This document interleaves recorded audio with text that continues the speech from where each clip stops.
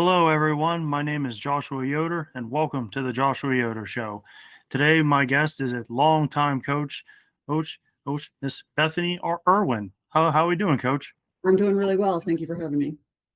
No, thank you for coming on, and we're going to talk a little basketball today. As recently, you have announced that you are retiring from coaching at St. Joseph's High School. That must have been a tough decision to make. It really was. And I've mentioned before that this was the third time that I've retired from coaching.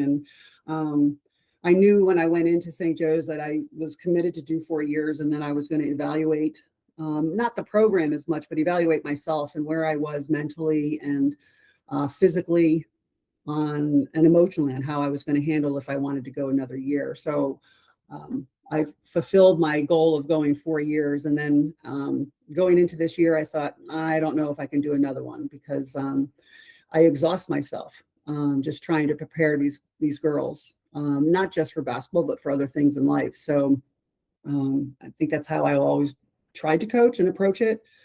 So I just wanted to think in the back of my mind that, yeah, this is probably going to be my last year, and let's see how far we go.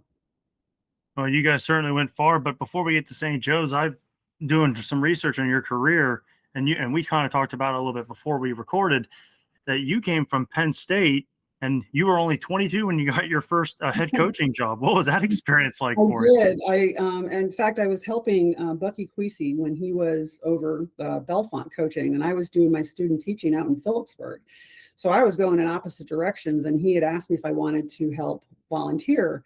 So I was doing that while I was doing my student teaching in Phillipsburg, and I was driving over to Bellefonte when I could. And then he had retired from coaching, and the position came available. So I wound up getting a teaching job, taught fifth grade in Bellefonte, and then was the head coach at 22. And I thought, oh my gosh, I've got kids who are, 4 years younger than I am. And I knew I was capable of it. It was just trying to figure it out.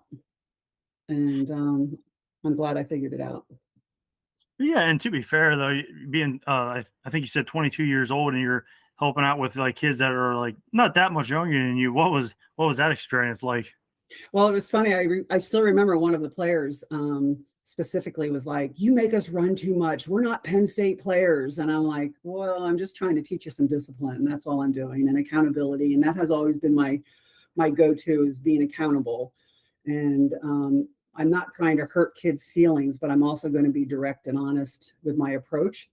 I remember one time in State College, I had one of my point guards wanted to be this big time scorer, and she was always shooting the ball when she shouldn't have been shooting. And you're always trying to put a person in a position to be successful. So I kind of just pulled her aside and I said, look, we've got 4 kids that are surrounding you that can give you 20 points a game. Each one of these kids, we were stacked that year with scorers.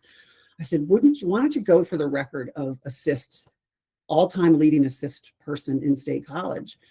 And I just changed her mindset a little bit. And it's funny because years later, she played lacrosse in college, and I went and looked on her little bio, and in her bio it said all-time leading assist maker in State College. So that was important to her, and she found her little niche. And all you had to do is just tweak some things to make kids feel just as important. You don't have to be a scorer, but you have to be a team player and figure it out and put the pieces together.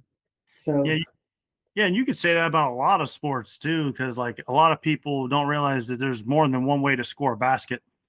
Oh, without a doubt. Some of my best players, I know one from State College was my defensive specialist, and I could put her on a 5'2", a 6'2", a 5'8", and she was only 5'5", but that kid just loved playing defense to shut her down. And I wasn't trying to be mean to her, but I'm like, look, I don't need you to give me points. I have points. We have points from so-and-so and so-and-so. If you can keep this kid from scoring her average and take 15 points off their side, you just scored your 15, and she just did a phenomenal. I just absolutely love that kid. I still remember Susie Saminsky. I just absolutely loved her desire to be as good as she could. And she wasn't a dedicated basketball player for 12 months.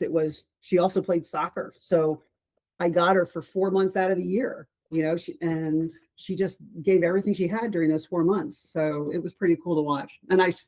She's one of my favorite players because she didn't put herself first. She put the team first. Yeah, and people forget sometimes too. There's more also, as well as there's multiple ways to score a basket. There's multiple ways to make an impact during a game.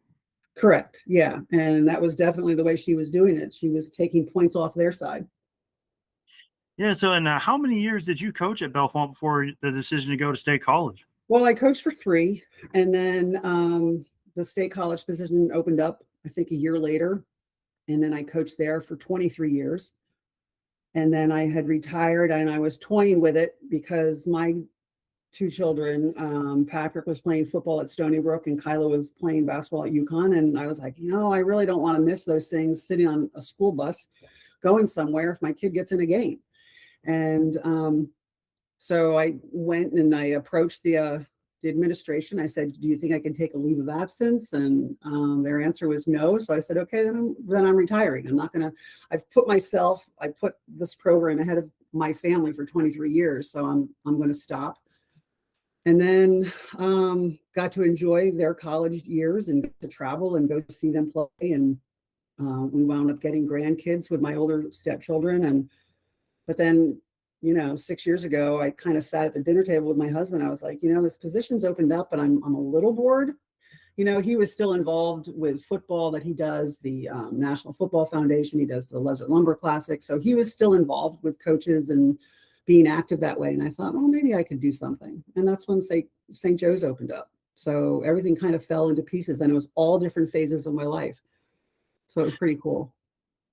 Yeah. And then what was the biggest difference in your mind when you, obviously all the years you had at Bellefonte and then State College, what was the biggest difference you noticed when you first came to St. Joe's?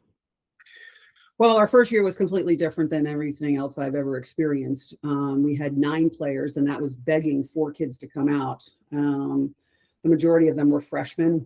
And then we had 4 kids that said, okay, I'll come play because we needed a team. And I think that's what St. Joe's has always been offered. Like if I had so many kids they have to do multiple things. There's only, less than 100 kids there. So they're the same kids who are on the basketball team are in the play this week. And they're doing soccer, or they're doing softball, or they're trying to create this. So they just can't focus on one thing.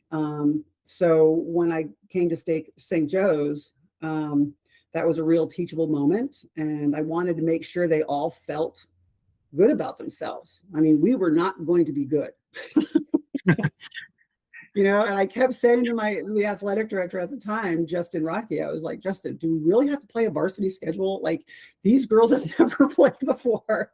I was kind of focusing on when I was playing or coaching at State College, it was the mid-Penn. And I thought, oh, am I going to go up with that kind of competition? And there were some teams that were really tough on us. But, we didn't win a game that year. And I kind of jokingly said to all the coaches in that league, when I went to the meeting, I was like, they're looking for a coach of the year and you guys didn't nominate me. I said, what I had to endure, of all of you pressing us the entire time, you're beating us, you're mercy ruling us, and you're pressing me, up until the last 2 minutes of the game. And I said, oh, I'm going to come get you. And I really don't know if they even thought I was a coach before, like when I was first started coaching in that league. I think they just thought I was a mom. They're like, well, where is St. Joe's? Like, who are you? And I thought, well, I've been coaching for 20 something years at a 6A school, but so that was kind of fun to see all of a sudden this turnaround. And now we went undefeated for 3 years in a row in that league, and I thought, well, what goes around comes around. But I don't think I ever pressed them a lot, but I just thought, I'm going to keep that in the back of my mind, and I'm going to fight for these kids. And, but it was different. It was certainly different because there was only 100 students compared to State College of, 1,800 students. So you shared athletes. State College, you didn't really share athletes. So you either focused on one sport or maybe 2, but it was never back-to-back seasons, They fought for State College. They were always fighting for who's going to play in my club team. And, if you played club this and that. And I was like, oh, no, I was always in favor of play as many high school sports as you can. And my kids did that. My son Patrick played 3 sports: football, basketball, track. Kyla played softball, volleyball, basketball, and they still got to go play in college. So it can be done, but St. Joe's was different. You had to share. So we would have open gyms of 4 or 5 girls. That's it. Trying to be creative. You try to be creative, and you're trying to teach team defense with only 4 or 5 players. It was pretty hard, so you got to be creative. You brought a lot of,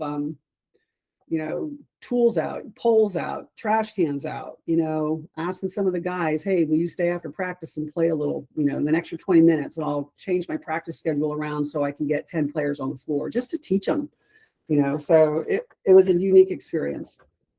Yeah. And also it also kind of proves one of the things I've always been, of all the years I've been covering sports, I've always heard this things about like Catholic schools, that some of them had all these like ways of like helping bringing kids in, and they always had these like, I guess for lack of a better term, privileges. And I was like, I don't think so, guys, because a lot of them I've seen, they've always had like this small, had all these small things. They never had as much as people thought they did. Yeah, we didn't get much over there at St. Joe's, and I'm not knocking them. I'm just saying that, I never knocked on somebody's door and said, hey, will you come play for me?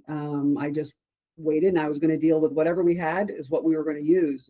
So I wasn't going to turn somebody away if they wanted to come to St. Joseph's Catholic Academy, go to school and play basketball. I wasn't going to turn them away. So we did inherit some players that way.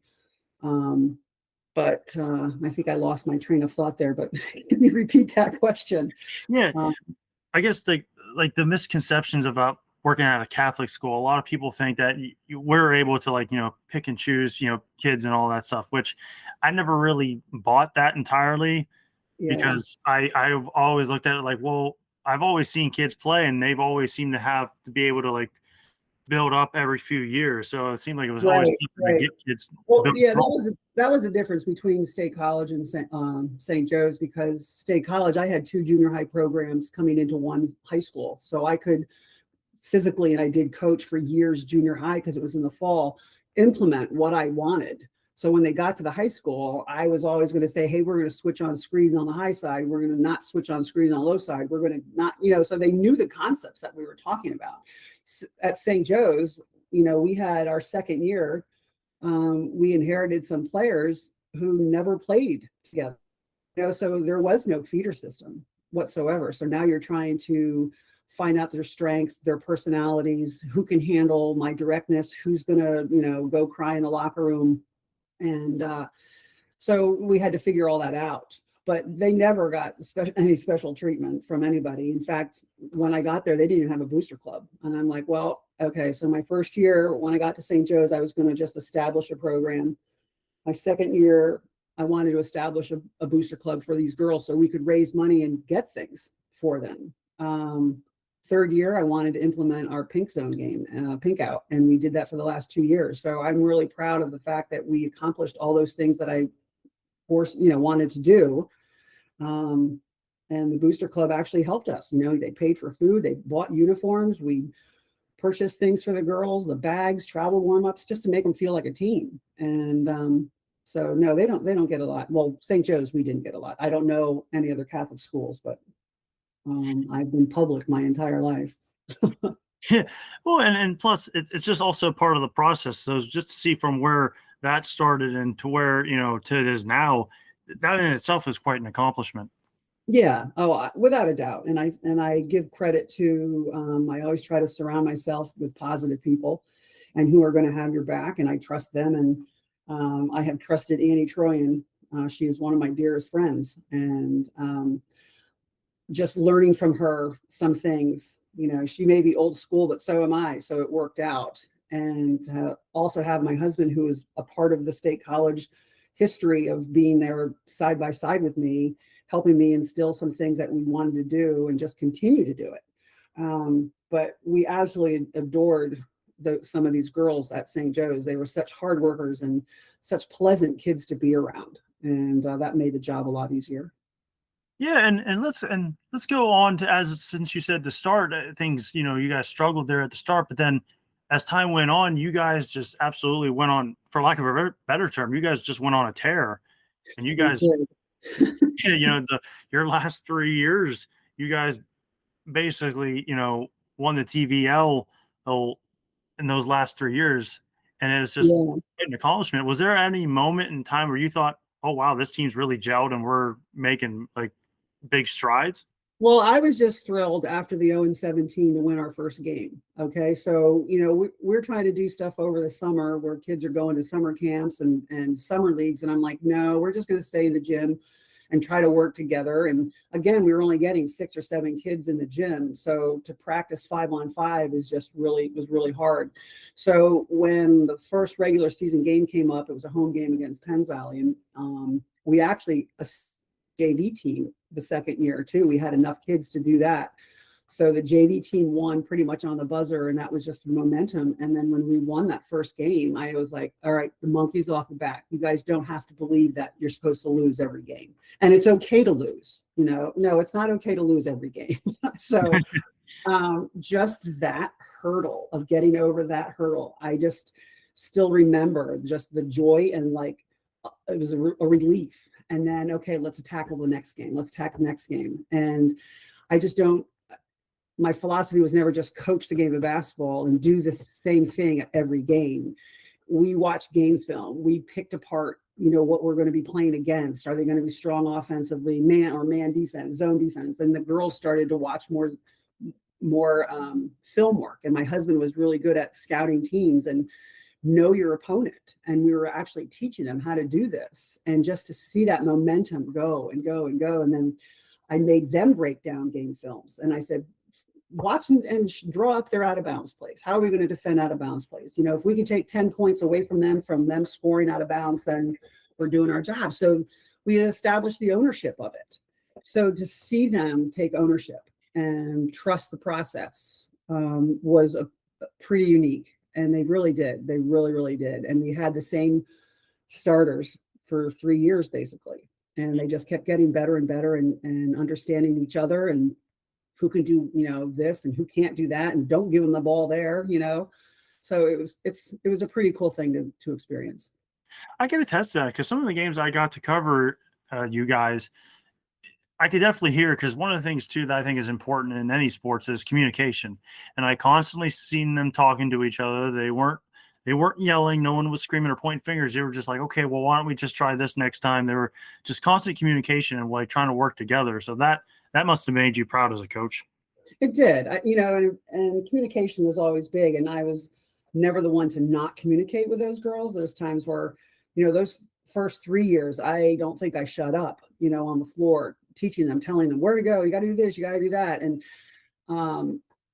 learning the process of the game, I would have a play because I wanted to get a 3-point shot, or I had a play to run a pick and roll. And I was calling plays out up until the senior year. And I said, look, you know how to play this game. So if you see a 3-man game on that side, this is what we're going to do.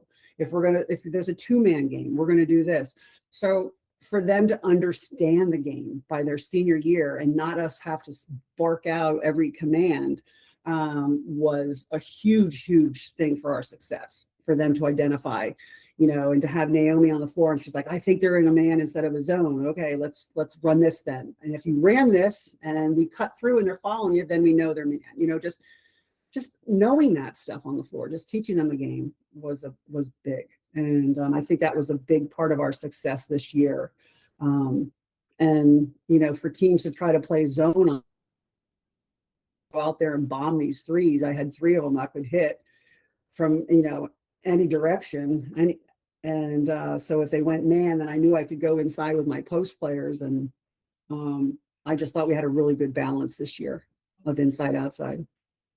Yeah, no, absolutely. And one of the things too that I always thought was impressive was that those 3 years, coming from a small Catholic school, you were able to get into like at least the state playoffs each of those years. And you could see yeah, exactly. You were slowly trying to build your way up towards then. Do you think that gave those girls confidence, the fact that you were able to make it to the state playoffs and thinking, wow, we can? Without a doubt. I think so. I think when we won our first league title, in fact, We weren't picked to do it. We were hated, which was fun to be. We were the ones that everybody hated, and we're going to go out and do our game. So when we won the league outright, it was like, oof, okay, here we go. Now you get to go into this district and state playoffs, which is why you work so hard in the beginning. So we were happy we made it through the districts, and we still got seeded that first year or the second year, and we made it to the state playoffs, and we had to drive all the way out to Pittsburgh to lose to another St. Joseph's team. But just to give them an experience of understanding, hey, this is why you're playing. This is the most important part of the year. And then each year we went a little further, and that was our goal. We got to get a little further. And we fell short of winning the district title. And I never understood the seedings and how they placed us. Like, why was I wind up playing? I was the number 3 seed, or I don't know, but we wound up having to play Bishop Guilfoyle, and that was one of the best games that I've ever seen these girls play. And I know we fell short 2 days by going to state finals, but that was pretty much one of our state final games because they played flawlessly, they played with confidence, and they played together, and they never thought they were not going to win that game. We were the underdogs, and I don't know if you made it to that game or not. It was a pretty far distance for you to travel, but that was a huge game, and that was pretty cool. No, it was. I do remember the one state playoff game I did go see. You guys were in Juniata. I think you were playing Millersburg. That was a fun back and forth game where you guys end up winning. That was the second time you played them, because the first time you guys lost to them, and the second time you guys beat them.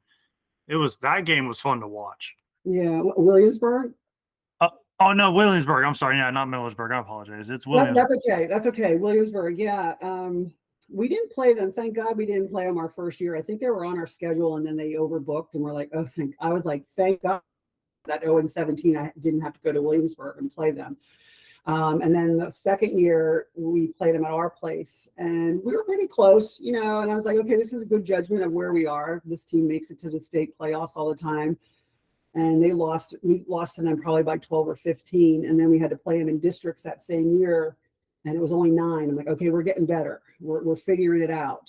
And then the game we went to their place, it was the girls' probably junior year. We had to go to their place, and it was packed, and it was loud, and it was hot. And I think those refs fouled out 9 players, maybe 4 or 5 on each side. I mean, I was finishing with Naomi and my subs. And and they were too, and they were up the entire time, but we were sneaking in there, and we wound up winning. That was hysterical, and it was such a big motivational thing for them, and then we got the edge. We beat them. We can beat them. And then, going into their senior year, that's what we're going to do. We're going to beat them, and we're going to beat them again. But beating a team 4 times in a row is pretty hard, especially when they're like on the buzzer, winning by 2, winning by 1. So when we met them up in the Western Finals, that was going to be tough. We had just beaten them on the buzzer down at Bald Eagle in the district playoffs. And that was a fluke, for us to get ourselves out of that hole and win on the buzzer. And then they wound up playing, they were doing a box and 1 on Naomi. And, you make adjustments, but you don't practice that for a whole year, and when you only see it once, then we need everybody else to start stepping up. And the Western Finals, we didn't shoot well. And, it kind of took us out of our game, and that's okay. The game is over. They were the better team that day, but no, our game against Bishop Guilfoyle was their state playoff, and they did it. They can say they beat the 2-time state champions. They beat the number 1 team in the state, and we handled them. We never gave up that lead, which is hard to teach kids. You can always play from behind and catch up, but to hold on to a lead is pretty hard. That first year when we were 0-17, we were up with 7 seconds to go. We finally got a lead off of somebody. I don't know who the heck we were playing. And I'm like, girls, you have no idea. We got to hold on to this lead. We had 7 seconds to do it, and they chucked something up and it went in. We're like, oh, for God's sakes, we couldn't even hold on to a 7-second lead, But It's all teaching, and it's all teachable moments. Yeah, and let's go into your well, at the time I had no idea this was going to be your final year, but your this past season was, I mean, there was a lot of incredible moments during that year. For starters, well, going into the season, I was aware that Miss Crispin was gunning for 2,000 career points. Yep. Yeah, we had Naomi was up for 2,000 points. I knew Aubrey was going to get her 1,000th point, and I was hoping she'd get her 1,000th rebound, which I think is incredible to do. Lauren Himes got her 1,000 points. So we had, that senior class, and JC was close. I think if JC played the way she played her senior year, she played that way her sophomore and junior year, she probably could have reached that milestone for herself. Yeah, to have a 2,000 and two 1,000 point scores in the same class, I've never heard of that. Never heard of that. No, it's an incredible accomplishment considering where you guys are at. But also another big moment that happened was you got your 500th career victory, Coach. I did. I remember talking to my husband and my daughter Kyla, and I was like, please, people may not think this about me, but I don't like making it about myself. And I like to make sure the girls are out in front and teaching them how to do that.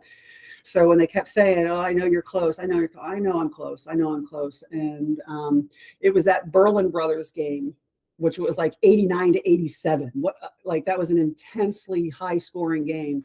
And that was the one that was going to be the one to make sure if I was going to win it at home or not. And we did, because if we didn't, we probably would have won it on the away court.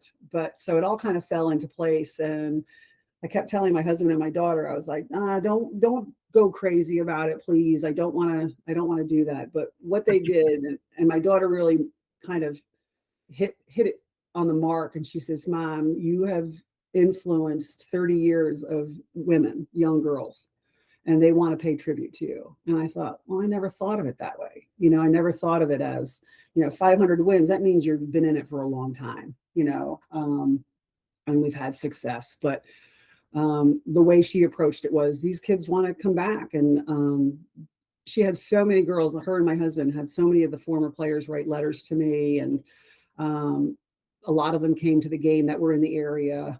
And if they couldn't make it, they made sure they reached out to me. So that was humbling and a little emotional when I left. I didn't want to do it there, but it was pretty emotional to see the history come back and still be supportive.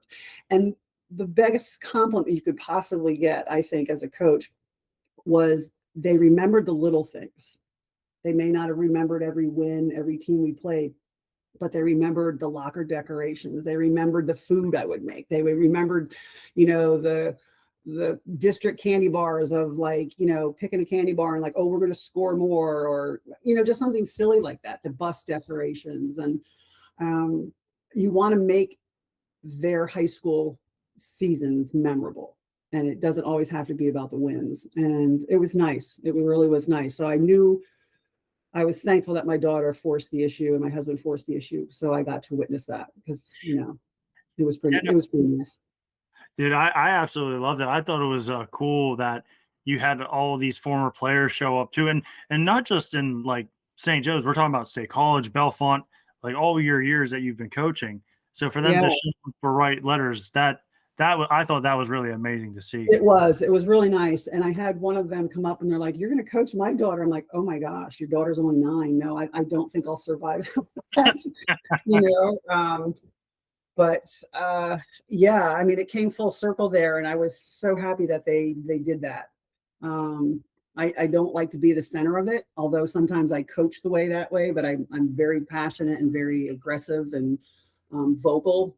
But I'm doing that for the girls. I'm not doing it for myself, and I want to be their biggest supporter. So for them to remember that and come back, and it was just so nice to see their faces and just hear their appreciation of things that we did 25, 30 years ago was crazy. Yeah. And one more thing I wanted to add on, since you mentioned you made it all the way down to the semifinals to state playoffs, but I have here a list of the this past year's TVL All-Stars. You have five in the first and second teams. You have 3 in the first team and 2 in the second team. That in itself is quite impressive. Well, what goes around comes around, I think, because after that first year, and we meet all as coaches, and and I would, rightfully so, you can never vote for your own players, but you can certainly nominate them. And I would nominate the ones that I felt deserving of first, second, third, or honorable mention. And then the other coaches would vote for them. And then this year, I kind of said, look, I'm going to put all 5 of them. I'm nominating all 5 of my players for first team because we went 45-0 on you. And I said, so you have to decide which one was more important. And so my opponents of coaches did the right thing, and they picked those girls who were where they were supposed to be. So yeah, I was happy. That was the last year when I walked out of that meeting. I thought, well, there you go. I did my job. I got these kids out there. They all got recognized for their efforts, and I was really proud of that. Yeah, and absolutely, and of course, like as the old saying is true, all good things must come to an end. What led to your mind that maybe it's time to move on? Well, our family is growing, and we are getting older, and I don't want to miss out. I'm not saying I'm done with basketball, but I think it's going to be helping my 3rd grade grandson, help do these drills and go out there and play with them and teach them, because that's how my daughter learned. I was a big advocate of, I'm not going to put them in summer leagues or winter leagues and drive to Altoona every weekend just to watch ugly basketball and travels all the time. I was like, I'm not gonna do that. Double dribbles, travel. So we actually went to a park, and I said any kid could come to this park when my daughter was in 3rd grade. And I said, anybody can come and I'll do drills with them. And that's what we did. We did basketball drills. We did drop steps. We did up and unders. We did ball handling, And I said, I'd rather do that than go waste 3 hours of our day to drive to Altoona, because that's where the games were being played, and watch ugly basketball with a bunch of 4th graders. So I see us doing a lot of those things, and we might pack up our things and help some elementary groups, because they're my grandkids right now. I've had a high school coach reach out to me and say, hey, could you come help me? I'm young and I'd like to figure some things out. And I would love to do that. I would love to help a young coach try to establish a program for themselves. So, they can always pick my brain. I'm not saying I always did it the right way, but I thought I was successful enough to do it my way, and I thought my way was successful.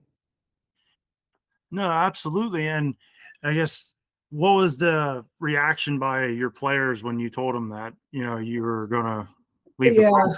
Well, I think that some of our girls had missed the banquet because they were already involved in other things.